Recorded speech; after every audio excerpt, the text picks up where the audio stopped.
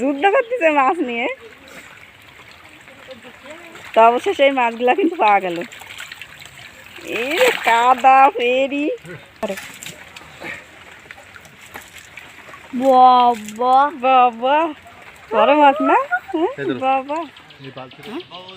আসসালামু আলাইকুম, সবাই কেমন আছেন? আশা করি আল্লাহর রহমতে সবাই ভালো আছেন। বন্ধুরা, এই কিন্তু 10-15 দিন বৃষ্টির পরে, এই বন্যার পরে কিন্তু আজকে আপনাদের ভাই পুকুরে ঝাইল উঠাচ্ছে।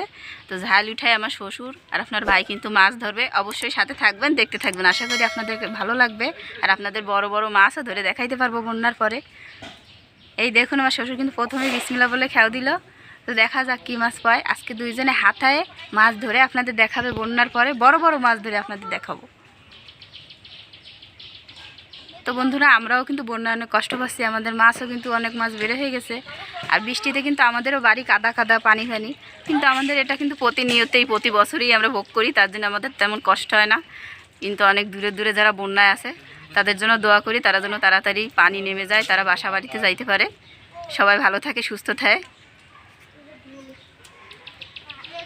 তো দেখুন বন্ধুরা, আমাদের কিন্তু এই যে পুকুর কিন্তু পাশে, এই পাশ থেকে কিন্তু মাছ অবশ্যই উঠানে উঠে আসে, সেগুলো কিন্তু আমি আপনাদের ধরে কিন্তু দেখাই।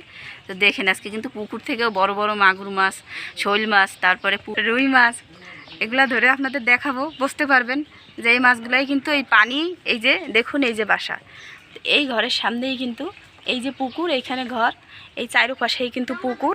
তো এই পাশ থেকে কিন্তু পানি উঠলেই কিন্তু মাছ উঠে।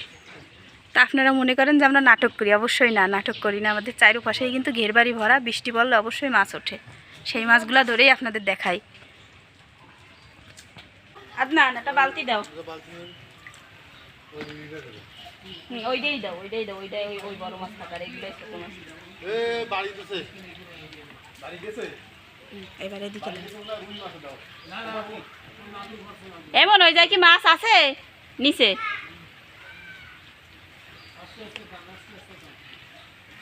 আমার পুঁটি মাছ নেই একটাও।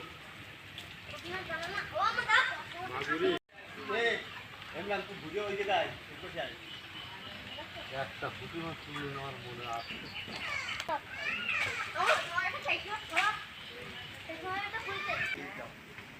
ওই যে দেখুন, আপনাদের ভাই কিন্তু একটা মাছ ধরছে। মাছ দেখেই কিন্তু খেয়াও দিচ্ছে, দেখা যাক।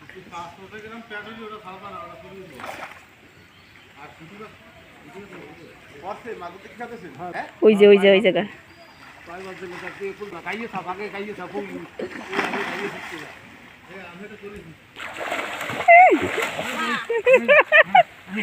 যুদ্ধ করতেছে মাছ নিয়ে। তো অবশ্যই সেই মাছগুলা কিন্তু পাওয়া গেল। এই কাদা ফেরি, এই যে দেখুন,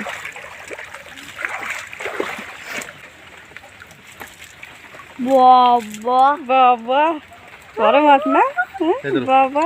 এই বালতিটা ওই পাশে, বালতিটা অপরিষ্কার দরকার নেই। ওই তেলা ফুকা কোন জায়গা? বা তেলা ফুকাও নীতি কাছে, আমাকে একটা রাঙ্গা ভাবি আছে, রাঙ্গা ভাবিতে আবার তেলা ফুকাও নীতি কাছে।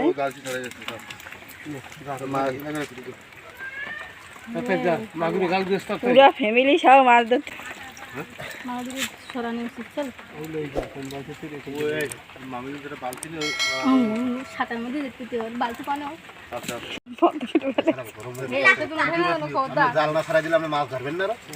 এবার আমি হয়তো নামবো।